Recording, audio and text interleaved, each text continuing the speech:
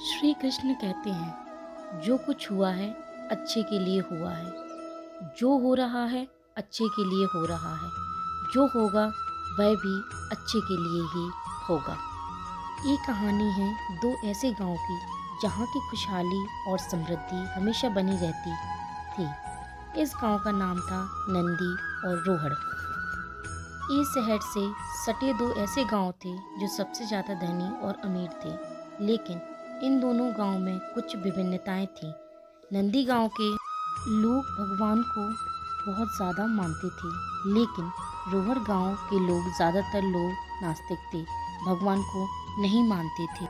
नंदी गांव के लोग सच्चाई की राह पर चलते थे, लेकिन रोहड़ गांव के लोग लोभी और मतलबी थे। एक बार की बात है, दोनों गांव में महामारी आती है, जिसकी वजह से नंदी गांव की सीमाओं को सुरक्षा देने वाले सारे कुत्ते मर जाते हैं।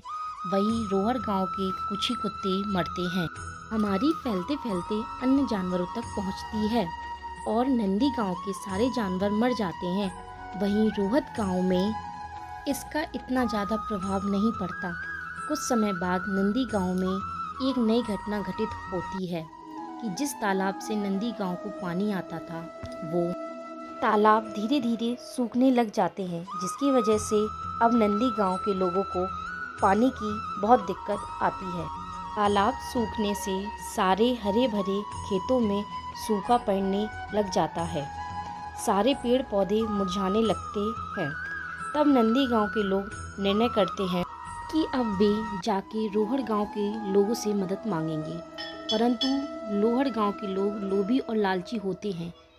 उनके पास सब कुछ होने बावजूद भी वे नंदी गांव के लोगों की मदद नहीं करते।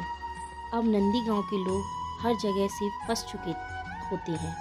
उनके पास ना जानवर होते हैं, खेतों में हरियाली, ना गांव में सुरक्षा देने वाले कुत्ते। तो वह अपनी किस्मत को कोसते, भगवान से कहते कि हे भगवान, ये उनके साथ बहुत बुरा किया। तो वो सभी भगवान के सहारे गांव से हटके मंदिर में रहना शुरू कर देते हैं। एक रात बहुत सारे चोर और डाकू नंदी गांव में प्रवेश करते हैं। तो जब वो लुटेरे गांव में प्रवेश कर रहे होते हैं, तो वो देखते हैं कि गांव की सीमाओं को सुरक्षा की कोई व्यवस्था नहीं है। यहाँ ना कोई जानवर नहीं है, ना गांव में हरियाली है, अर्थात इस गांव में कोई नहीं रहता। यह सोचकर लुटेरे आगे बढ़ जाते हैं। आगे बढ़कर जब वो रोहड़ गांव में पहुंचते हैं, तो देखते हैं कि गांव में सुरक्षा कर्मी भी हैं, कुत्ते भी भौंकने लगते हैं। लुटेरे सारे कुत्ते और सुरक्षा कर्मियों वो मार देते हैं और देखते हैं कि गांव में हरियाली है, जानवर है, इंसान है। तो सारे लुटेरे गांव में फैल जाते हैं। जब वे सब कुछ लूट लेते हैं, तो सारे गांव को आग लगा देते हैं, सारे लोग को मार देते हैं और भाग जाते हैं। अगली सुबह जब आसपास के गांव वालों को इसका पता चलता है कि रोहड़ गांव में अब कोई भी नहीं बचा, पूरा गांव शमशान बन चुका है, तो नंदी गांव में किसी को हानि नहीं पहुंची।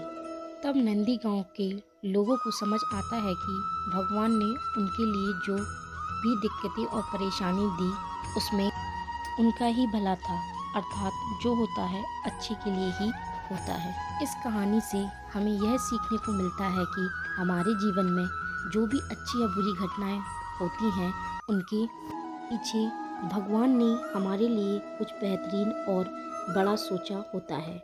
बस शर्त यह है कि आप खुश रहें और सदैव भगवान पर भरोसा रखें। बोलो जय श्री राधे राधे।